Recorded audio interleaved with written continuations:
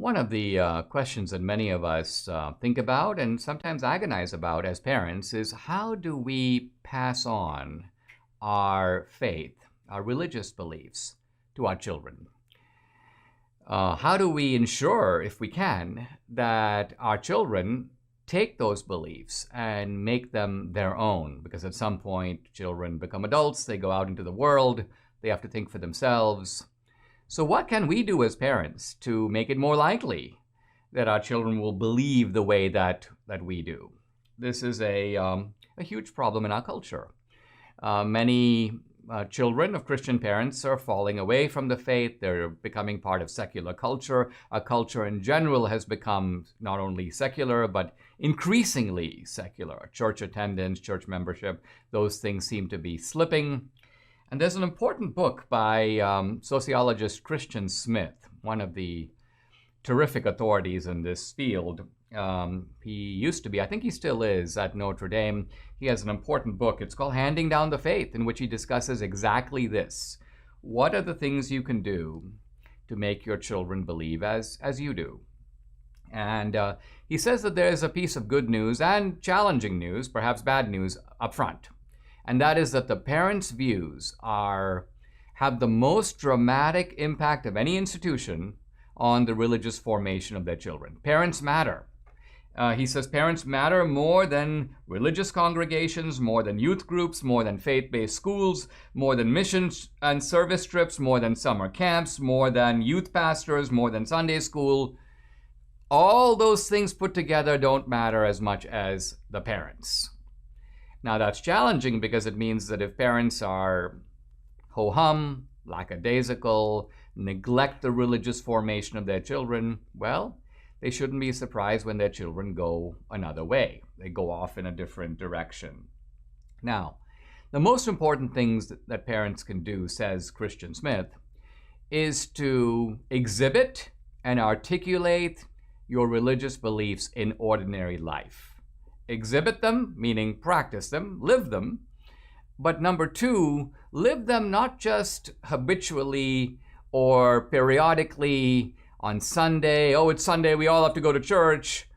But talk about your faith, live it in the week, in ordinary life. Your children have to see that your faith is an integral part of your ordinary life. And then they'll see it's important to you, it matters. This isn't just something that you do one day out of 7 or you do out of custom. This is something you do because you care. You believe you're vested in it. It's not compartmentalized. It's a part of who you are. That is a critically important thing. The second thing that Christian Smith recommends, which I think is very interesting, is he says that parents should exhibit what he calls an authoritative, not authoritarian, but authoritative parenting style. An authoritative parenting style has two complementary attributes. First, parents set firm standards, firm rules, firm expectations, firm guidelines. This is the way things ought to be. And parents are demanding about that. You must follow these rules because they are our rules and they are just rules. But the second thing is, and this is important, it goes along with it, that parents enforce the rules in a supportive, warm, and loving atmosphere. Now, this shows the child that you are serious about the rules, but also that you love them, which is to say that the rules are for their benefit. If you divorce these two aspects and you're, let's say, authoritarian but not warm and loving, then the child basically begins to see you as a kind of a tyrant. It's your way because you're more powerful, because you're the parent and you're supporting the household, so what you say goes. And so the rule isn't accepted as a just rule. It's simply respected because you made it and you have the power to enforce it. And similarly, parents who are warm and loving but don't set standards make the opposite mistake. And the opposite mistake basically is to tell your child that I'm going to be warm and loving, but I don't really care what path you choose. It's not important to me. Go your own way. I'm just going to stand on I'm going to be sort of a cheerleader for whatever choices you make. And this kind of permissive and some sort of promiscuous parenting, very common in our own day, where the parents are, taking the lead of the children, this, says Christian Smith, is not a good way to make sure that your children continue in your religious path. And finally, Christian Smith recommends a third recommendation, which he calls channeling.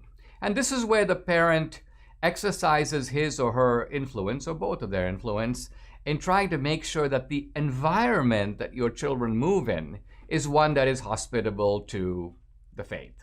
And so how do you do this? Well, says Christian Smith, you do it in two ways. The first is that you make sure that there are other adults in your child's life who they can also relate to, who also care about the faith.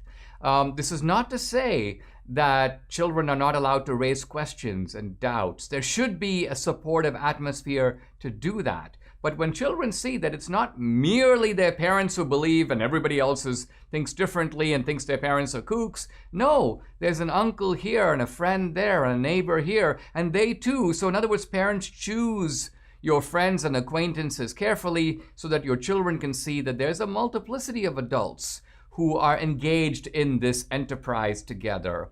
And then, says Christian Smith, and this is his final recommendation, he says parents should keep an eye on who your child's friends are, and use your influence, again, in a kind of gentle, guiding way to try to make sure that your children have friends who are themselves committed in a religious sense, who are themselves people who take moral issues and religious issues seriously. Why? Because then what the peer group does reinforces what the parents have already planted. So the parents are the key planters of the seed. The parents actually are the main influence, not the peer group. But when the peer group is in sync with the parents, then the child is very likely to feel that both from his elders or her elders or from peers, you're getting kind of reinforcing messages.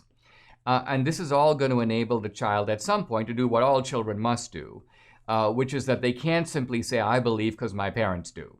They're going to have to say, I believe because I've chosen to. I believe because this is the path I want for my life.